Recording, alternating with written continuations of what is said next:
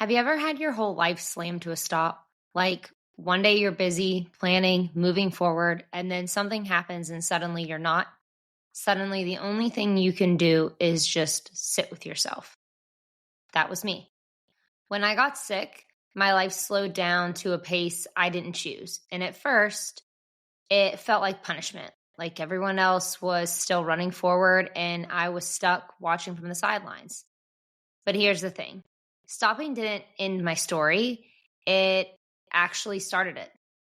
So welcome back to Chasing Stability. Today I want to share with you 30 lessons I've learned since life made me stop 10 years ago. So it's 10 years worth of slowing down, learning the hard way, and realizing the things I wish I would have known earlier. Some of these lessons are about love, some are about pain, some are about God, and some are about just surviving when nothing looks like what you thought it would. If you're in a season right now where it feels like life has pulled the emergency brakes on you, this episode is yours. So today we're going to start off and we're just going to roll through the lessons. I couldn't really think of a better way to do this. So number one was self-forgiveness isn't optional. When my life stopped, I thought the hardest part would be the waiting, but honestly, the hardest part was the guilt. Guilt over missed signs, wrong choices, wasted time, relationships I stayed in too long. I kept thinking if I had just done it differently, maybe I wouldn't be here. But replaying the past never saved me. It only kept me stuck. Forgiving myself wasn't a nice idea. It was survival because you can't build a new life if you're still punishing yourself for the old one. Self-forgiveness is the key that unlocks the door to healing. Without it, you'll keep carrying chains into rooms you were meant to walk into free. Number two is healing isn't linear. Before I got sick, I thought healing was a straight line. Step 1, step 2, step 3, and you're done. But healing doesn't look like that necessarily all the time. It looks like a scribble. Some days you feel brand new. Other days you're back in bed wondering if you'll ever get up again. At first, I thought it meant I was broken beyond repair. But now I know it just means I'm human. Healing is messy because life is messy. And the bad days don't cancel the progress. They're just part of it. If you wait until healing feels perfect to believe you're making progress, you are never going to feel like you've moved forward. And therefore, you won't move forward. Lesson number 3, learn to be able to sit with yourself. When everything slowed down, the silence was deafening. I didn't realize how much noise I kept in my life. Music, conversation, scrolling, people on the phone, constantly texting, just to avoid being alone with me. Sitting with myself felt uncomfortable, honestly, even unbearable at first. But here's what I learned. Silence is where you finally hear your own true voice. It's where clarity sneaks in, where you start to notice what you actually need, not just what you've been told you want. Being able to sit with yourself is a skill, and once you learn it, it becomes a kind of freedom no one can take from you. Number 4 is life isn't always going to feel good. Some days just suck. That's it, plain and simple. I used to think if life didn't feel good, something was wrong with me or I was doing something wrong. But life is full of seasons. Some are light and easy, others are heavy and exhausting. You don't have to slap a smile on every bad day and make it okay. Life isn't measured by how good it feels all the time. It's measured by how you keep showing up even when it doesn't. Sometimes strength is simply getting through the day without giving up on yourself. And that's it. Number 5, you change. All of you changes all the time. The way you laugh, the way you love, the things you want, they shift as you grow. I used to fight that. I wanted to hold on to the old version of me like proof I was still the same girl, but life doesn't work like that. You're supposed to evolve. You're supposed to outgrow people, habits, and even dreams sometimes. Change doesn't mean you've lost yourself. It means you're becoming someone new and better. And if you let yourself lean into it, you'll realize every version of you had its purpose, even the messy ones, even the ones that felt like you were trapped when you wanted to get out. Number 6, softness isn't weakness. For a long time, I thought being soft meant being weak, to the point where I would pretend to be way harder than I could ever be. I used to think people would walk all over me if I wasn't strong and sharp and guarded, but I've learned softness is strength with control. It takes courage to stay gentle in a world that rewards cruelty. It takes guts to keep loving after heartbreak, to show kindness when bitterness would be easier. Softness is resilience dressed as tenderness. Don't ever let anyone convince you that your softness makes you weak, because honestly, it's probably the bravest thing about you. Number 7, silence isn't weakness. So just like softness isn't weakness, silence isn't either. We live in a world that tells us to always clap back, defend ourselves, and make sure we have the last word. But silence isn't losing, it's choosing peace over performance. It's wisdom in action. Sometimes the strongest thing you can do is to refuse to play a game you didn't ask to be in. Silence doesn't mean you're powerless. It means you've decided your energy is worth more than the argument. Number 8, your nervous system needs taken care of. This one hits me the hardest, I think. I didn't realize how much my body was carrying until it gave out. Anxiety, stress, survival mode, it all adds up. And your nervous system remembers everything. Rest isn't a reward. It's not laziness. It's medicine. Your body is wired to heal, but it cannot if you keep pushing it past its limits. Taking care of your nervous system isn't selfish. It's how you make sure you are actually alive for the life that you want and that you're building. Number 9, some friendships aren't forever. This was a tough one for me to learn. I used to think that people who started with me were guaranteed to finish with me, but life isn't built that way. Illness, distance, different seasons, anything can happen. They all reveal who's meant to stay.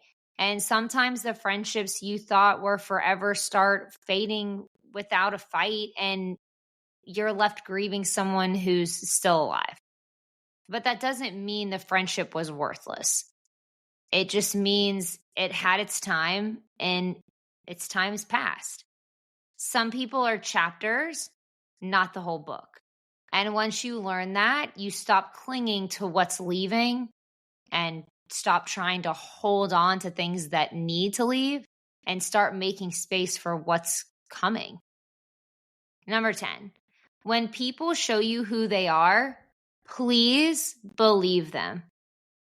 I used to write novels of excuses for people, especially men, but friends too. He's just tired. She didn't mean it like that. They'll change once things settle down. But the truth is, people are showing you their character all the time in small choices, in consistent patterns, in how they treat you when no one's watching. And if you keep ignoring that, you're not giving them grace, you're gaslighting yourself. Believing the actions they show you doesn't mean that you hate them. It just means you accept reality. And reality is what will actually set you free. Number 11, closure won't heal you. For the longest time, I thought I needed closure from the people who hurt me or broke up with me or whatever, ghosted me, anything. I wanted explanations, apologies, one last conversation to make it all make sense. But closure doesn't come from any of that. It comes from within you. You heal when you stop rehearsing what they should have said and start accepting what they actually did. Waiting for closure is like waiting for someone else to do your work for you. It keeps you stuck at the scene of the accident when you should be walking away from it. No, actually, you should be running away from it. Number 12 is not everyone will understand you, and that's okay. I spent years trying to explain myself to people who were never going to understand me, trying to prove I wasn't too much, that my intentions were good, that I deserved to be loved too. But not everyone is going to like you or love you or even just get you. And chasing their approval is like chasing smoke. You're never going to catch it. And it's honestly going to slip through your grasp even if you do catch it. The peace comes when you realize you don't need everyone. You just need the ones who see you and stay. Number 13, stop begging for love. I know what it feels like to sit across from someone and keep asking for the bare minimum. Can you just text me back? Can you just care the way I care? It's humiliating, exhausting, and it never works. You cannot beg someone into loving you or to being a better person in general that you want to match your energy. Real love doesn't require begging. Real love shows up, it pays attention, and chooses you without you having to audition. If you're begging, it's not love, it's a prison. Get the hell out, run. Number 14, red flags don't turn green with more effort. I used to think if I just loved harder, tried harder, explained myself clearer, the red flags would go away. Well, I don't know if you need a spoiler alert message or not here, but they don't. Red flags don't fade into green flags. They stay red, and the longer you ignore them, the more dangerous they become. And when you finally acknowledge them, when you're ready to, they are so red, it's like in your face screaming. Love doesn't fix lies or control or disrespect. All it does is wear you out trying. The biggest lesson here is honestly to just believe the red flags the first time you see them. Number 15, peace is a choice. For a long time, I thought peace was something that would just happen once my circumstances lined up. Like when I'm healthy again, or when I finally get into the right relationship, or when life slows down. But peace doesn't arrive with perfect conditions. It's something you choose in the middle of imperfection. Choosing peace means you saying that you don't have to chase every single answer, or you don't have to hold every single weight upon your shoulders, or you don't have to engage in every single fight. Peace doesn't mean ignoring reality. It means deciding you won't let chaos dictate your inner world, which is hard, which is why it's something that has to be practiced.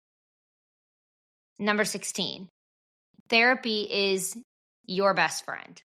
I used to think therapy meant that you were unable to identify your feelings, or like you were unable to be with your emotions. Like it was this big flashing light that said something's wrong with you.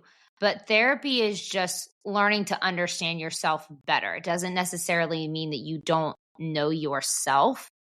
It means more that you need to learn your patterns, your triggers, your wiring. It's not about labeling you. It's about freeing you. Therapy gave me language for things I thought I was just crazy for feeling. It reminded me I wasn't alone, and it gave me tools to actually change instead of just wishing I could. Therapy isn't weakness. It is beyond wisdom. Number 17 is the past is the past. And to move on from it, you have to make peace with it. The past is tricky because it sneaks into everything. I used to replay old conversations like reruns, thinking if I could just analyze them enough, I'd get some more new results. But the past doesn't change with more thought. It just steals from your present. Making peace with the past doesn't mean you agree with what happened or that you don't feel bad for it or that you don't still think about it. It means you refuse to let it keep deciding who you are. The past is a chapter, not a whole book. And at some point, you have to stop rereading and start writing the next one. Number 18, comparison kills your joy. Social media has made this lesson harder than ever, but not necessarily. I feel like our generation, like the millennial side, we used to compare and argue and be so jealous of other people. I don't feel like this generation is as bad as us, but social media definitely has had its impact. It's like you're scrolling, you see someone's highlight reel, and suddenly your own life feels smaller. But comparison isn't just unhelpful, it's deadly to your joy. Because while you're busy looking at their path, you miss the beauty of yours. Everyone's timeline is different. Everyone's growth looks different. When you stop comparing and start appreciating, you start to feel gratitude and just joy in your own life, but you also start to see other people for all of their good qualities too, instead of just holding on to them and why don't you have them kind of thing. Number 19, everyone's growing at different times. You are not behind. I can't tell you how many times I've thought I should be further by now. Married by my age, house by that age, career checked off by then. But growth doesn't follow a clock. It follows seasons. And your season might not look like your best friends or your siblings or that girl you graduated with that you used to compare everything to, but we're not doing that anymore, right? That doesn't mean you're behind. It just means your timeline is yours. And honestly, that's the only one that matters to you. So just try to hold on to that.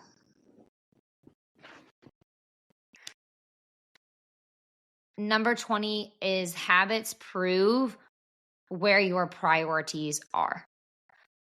This one stung me when I first realized it. I used to say things were important, my health, my relationships, my peace, but my habits told another story. What you do every day is proof of what matters most to you. And if your habits don't line up with your priorities, your life will feel off. It's not about perfection, it's about honesty. Look at your habits and you'll see your true values. And the good news is you can always change the habits or what you truly value. But try to make them line up. Number 21, learn to forgive others even when they haven't asked for it or they don't think they've done anything wrong. Holding on to bitterness feels powerful at first. Like, if I keep remembering what they did, I'll never get hurt that same way. Well, one, that's not true, but also bitterness doesn't protect you. It's just poisoning you too. Forgiving someone doesn't mean they were right or that you let them off the hook. It doesn't mean that they get access to you again. It means you choose freedom over resentment. Forgiveness is about you reclaiming peace, not them earning it. And once you understand that, forgiveness stops being a favor for them and it becomes a gift for yourself to allow you to relieve that. Number 22, stop taking everything so personally. Not everything people do is about you. I used to internalize every silence, every unanswered text, every mood swing. But most of the time, it wasn't about me. People move through life carrying their own wounds, their own stress, their own distractions. Taking it personally just doubled the weight I was already carrying. When you stop assuming everything is a reflection of your worth, you start breathing easier. People's actions reveal them, not you. Number 23, religion will change your life. Whatever religion you want to choose. It's not up to me, and I'm not here to prove and push a way for you to go, but a religion in some kind of what you believe in. When my health collapsed, so did my sense of control. And in that season, faith became the only anchor. Not religion in the rule book sense, but the real messy kind of faith that meets you at 3 a.m. when you don't know if you'll get through to tomorrow, where you're laying in the floor in fetal position, begging for your life. Believing in God didn't erase my pain, but it reframed it. It gave me hope when I couldn't create it for myself. And that's why I say religion will change your life, because it changes the way you carry life. Number 24. Stopping isn't the end. It's just the beginning. I used to think every time I stopped a job, a relationship, even my health forcing me to pause, it meant failure. Like stopping meant I was failing somehow or some way. But stopping isn't always the end. Sometimes it's the reset. Sometimes it's the only way you can see the next step clearly. Life has a weird, funny way of rerouting us through pauses. And when you stop, you don't lose. You just give yourself a chance to start again in a better direction. Number 25. Forgiving yourself is the hardest thing ever, but the most necessary. I've forgiven people who never apologized. I've forgiven people who didn't deserve it. But forgiving myself, that's probably been one of the hardest things about my journey to healing that I've experienced. Because it meant looking myself in the mirror and admitting where I'd failed or fallen short, or where I messed up and hurt other people, or where I had stayed too long and hurt myself, where I'd given away too much. But self-forgiveness is the foundation of all healing. Without it, every lesson feels like punishment instead of growth. And until you forgive yourself, you will keep sabotaging your own progress because you feel like you don't deserve it. Number 26, nothing is worth your peace. This one became my non-negotiable. I used to give my peace away to people, to jobs, to arguments, to stress that didn't deserve my energy. But eventually you learn peace is the currency of your well-being. And if you spend it on chaos, you'll bankrupt yourself. And I truly believe that's what happened to me when I got sick. I think my body literally was protecting me and just shut me down because I had been living in chaos consistently for like 7 years. Protecting your peace isn't selfish. It's survival. The moment you learn to guard it like it's treasure, your whole life starts to shift. Number 27, if they wanted to, they would. This lesson stings the most in a relationship, but it applies everywhere. People show you how much they care through their actions, not their excuses. If they wanted to call you, they would.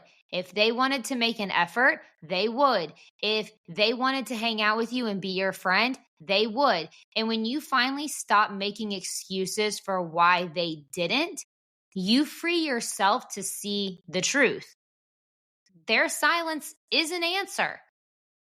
Their lack of effort is clarity. That might hurt.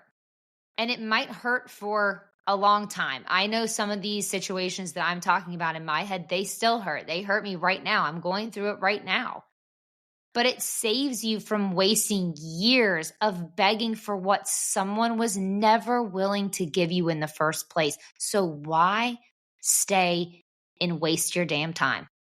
Number 28, make time for your family. Always. When life slowed me down, I realized how much of it I'd been living at a distance.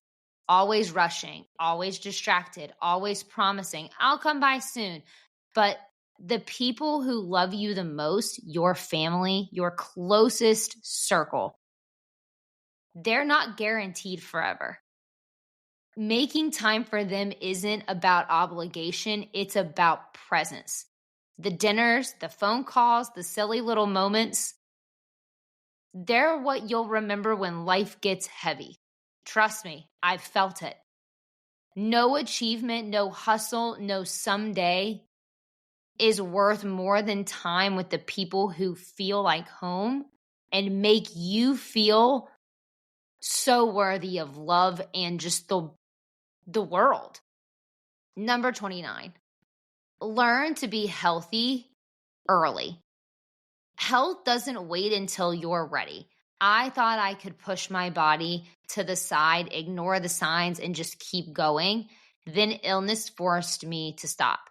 And it was absolutely brutal. And honestly, when that happened, I was at the peak health of my life, or so I thought. Taking care of yourself isn't optional. Sleep, movement, especially food, how you rest, these are investments. And the earlier you learn that, the longer you'll have to actually enjoy your life. It's not about fear. It's about stewardship. This body is the only home that you are going to live in your whole life. Treat it like it actually matters. How many of you actually treat your real home better than your true body? Treat it better because it matters. Number 30, life isn't always going to feel good. This one sounds obvious, but it hit me in a much deeper way when I couldn't just push through anymore. Life isn't designed to be one long highlight reel. There will be days, even seasons, that feel heavy, boring, or really hard. But the mistake is thinking that means you're failing. Sometimes life not feeling good is just life being life. And when you stop expecting constant happiness, you start appreciating the little sparks of joy when they come, like just from the window coming in through your back door or new flowers on your kitchen counter. You stop chasing a perfect feeling and start learning how to live even when it's messy. So there it is. 30 lessons I never asked for, but I'm grateful that I got to learn now. Life has this way of stopping you in your tracks, sometimes against your will, and at first it feels like punishment. But looking back, I see it was more of like a classroom. Every pause, every heartbreak, every quiet season, it was shaping me. Just like all of those teachers that you have all through school. And if you're in one of those seasons right now, I hope this episode reminds you You're not behind, you're not broken, and you're not wasting time. You're learning, you're building, you're gathering the lessons that you'll carry with you for the rest of your life. None of us get to skip the slow parts. None of us escape without scars. But scars are just proof that you kept going. And lessons, they're like the souvenirs of survival.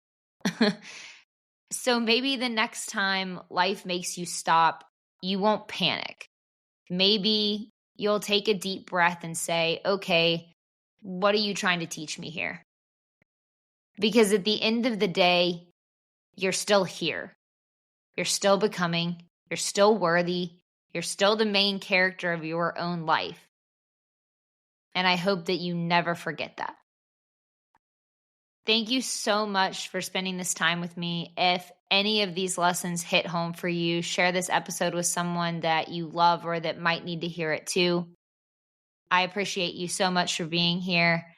I hope you all have a great rest of your week. This is Chasing Stability, and I'll meet you in the in-between next Tuesday.